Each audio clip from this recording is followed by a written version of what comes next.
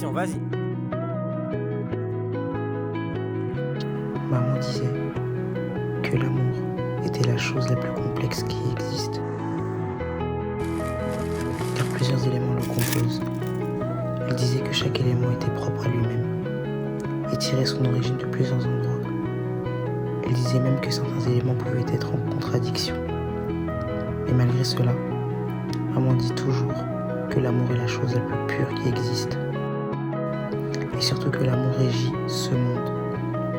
Moi, je n'ai jamais compris ce qui rendait l'amour si fascinant. Pour moi, l'amour était une forme de poison émotionnel. Il rassure autant qu'il blesse. Il donne autant qu'il reprend. Il protège autant qu'il détruit. Car lorsqu'on perd ce qu'on aime, notre cœur se teint de noir. La haine, la colère, la tristesse, toutes ces émotions surgissent. Mais en grandissant, j'ai compris que ces émotions faisaient partie de l'amour. L'amour n'est pas incolore.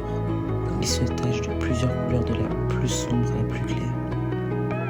L'amour est partout, que ça soit dans le bien ou dans le mal. Il est présent sous différentes formes. La passion, les relations, l'alimentation. L'amour enveloppe ce monde.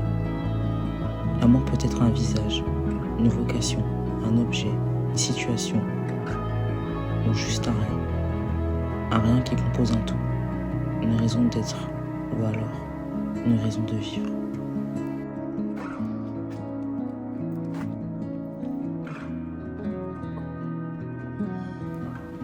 C'est assez étrange de dire ça, mais je pense que l'amour est aussi présent dans le mal.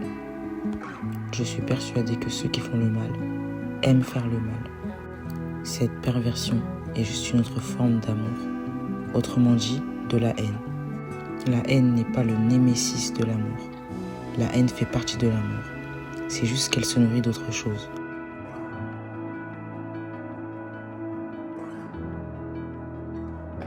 Voilà pourquoi je dis que l'amour est omniprésent.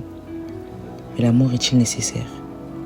Doit-on forcément aimer pour bien vivre, pour réussir ou pour être heureux?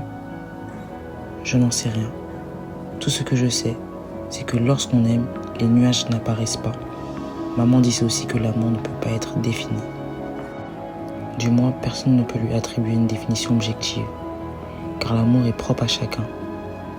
Mais elle m'avait aussi dit qu'en grandissant, je trouverais ma propre définition de l'amour.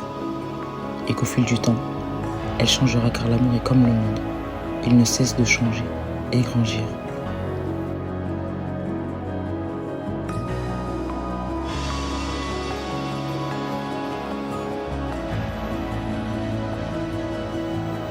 Je ne pourrai jamais écrire toutes mes pensées sur l'amour, car elles seront contradictoires. Et si je le ferais, j'écrirais la phrase suivante. L'amour, c'est le monde. Si ma vie s'arrêtait là, voici ce que serait ma définition de l'amour.